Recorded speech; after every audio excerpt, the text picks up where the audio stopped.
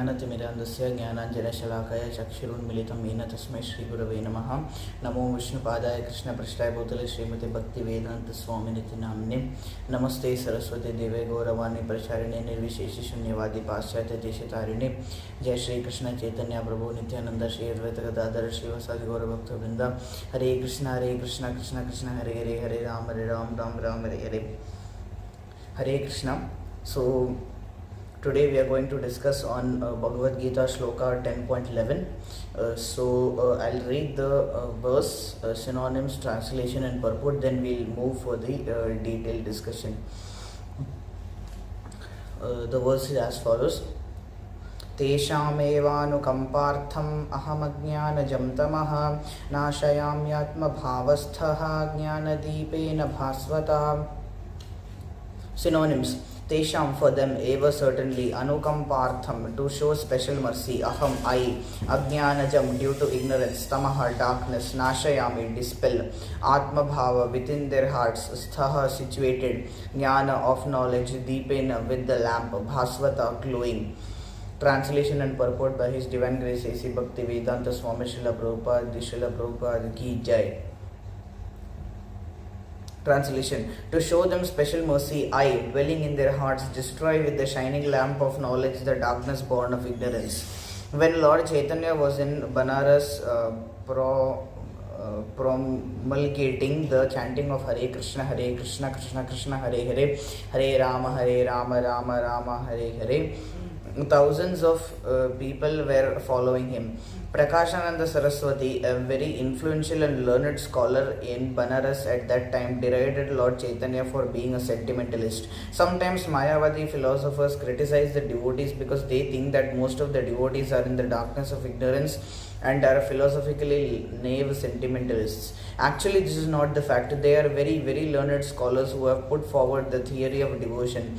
But even if a devotee does not take advantage of their literatures of his spiritual master, if he is sincere in devotional service, he is helped by Krishna himself within his heart.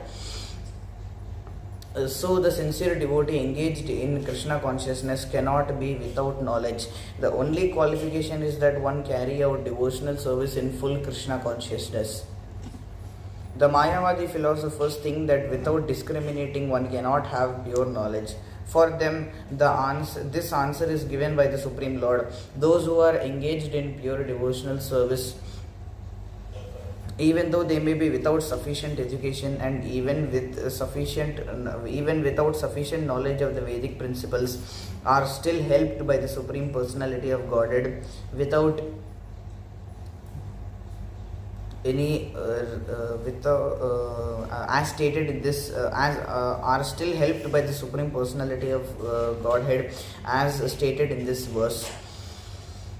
The Lord tells Arjuna that basically there is no possibility of understanding the supreme truth, the absolute truth, the Supreme Personality of Godhead simply by speculating, for the supreme truth is so great that it is not possible to understand him or to achieve him simply by making a mental effort. Men can go on speculating for several millions of years, and if he is not devoted, if he is not a lover of the supreme truth, he will never understand Krishna or the supreme truth. Only by devotional service is the supreme truth Krishna pleased, and by his inconceivable energy he can reveal himself to the heart of the pure devotee. The pure devotee always has a Krishna within his heart, and with the presence of Krishna, who is just like the sun, the darkness of knowledge is at once dissipated. This is the special mercy rendered to the pure devotee by Krishna. Due to the contamination of material association through many millions of births, one's heart is always covered with the dust of materialism. But when one engages in devotional service and constantly chants Hare Krishna, the dust quickly clears, and one is elevated to the platform of pure knowledge. The ultimate goal, Vishnu, can be attained only by this chant and by devotional service, and not by mental speculation or argument. The pure devotee does not have to worry about the material necessities of life. He need not be anxious, because when he removes the darkness from his heart, everything is provided automatically by the Supreme Lord, who is pleased by the loving devotional service of the devotee.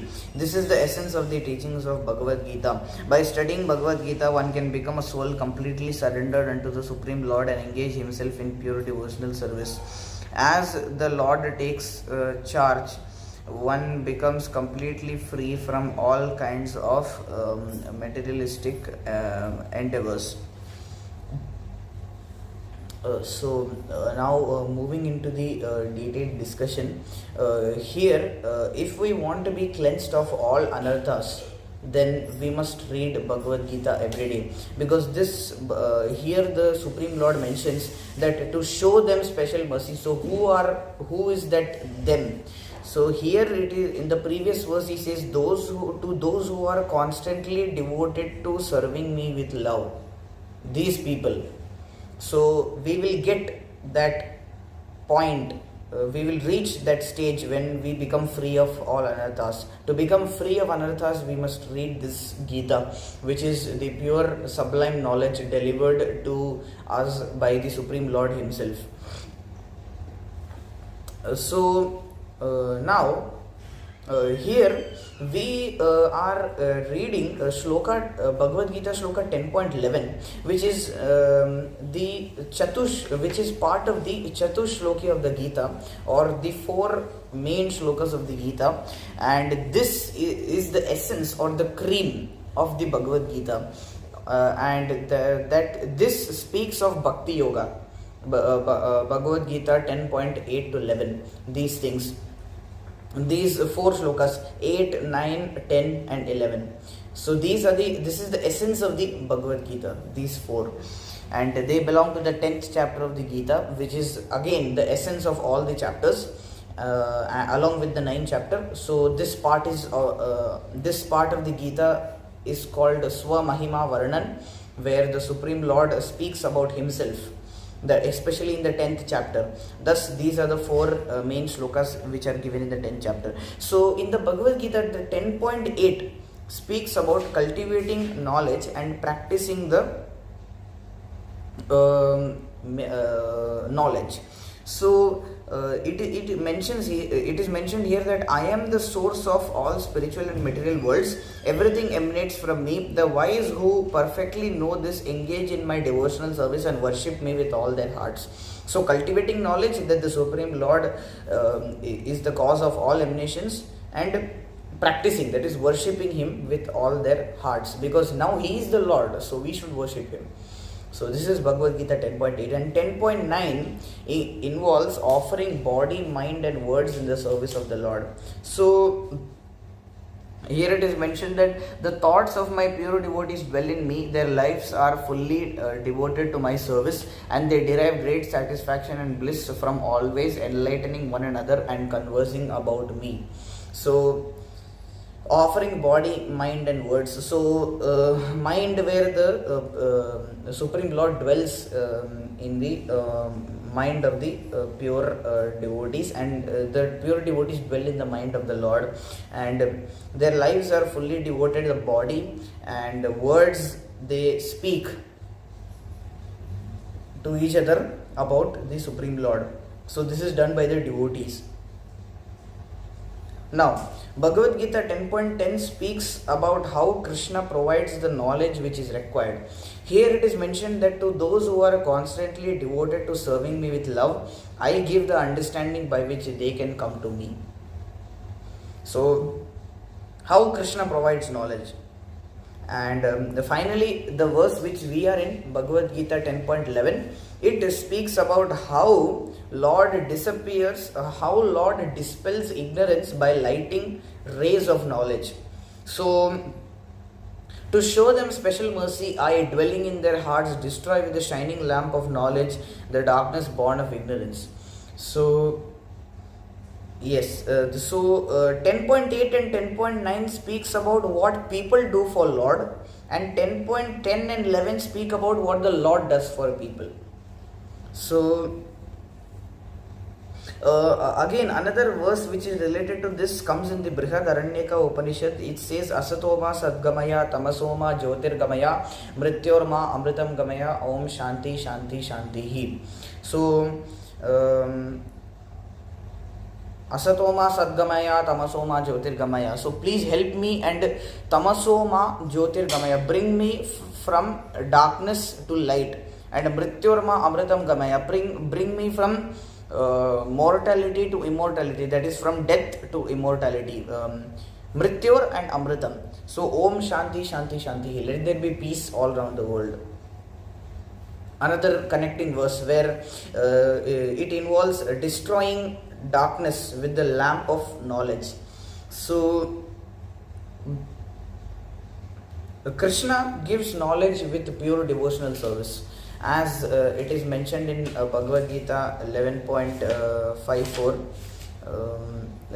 My dear Arjuna, only by undivided devotional service can I be understood as I am standing before you, and can thus be seen directly. Only in this way can you enter into the mysteries of my understanding. So only by undivided devotional service. And how will we obtain that devotional service? By studying Bhagavad Gita, by knowing who the Supreme Lord is.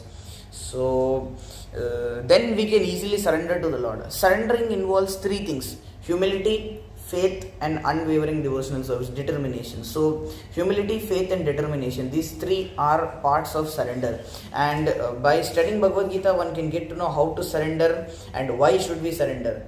And then one can easily be able to perform devotional service. Srimad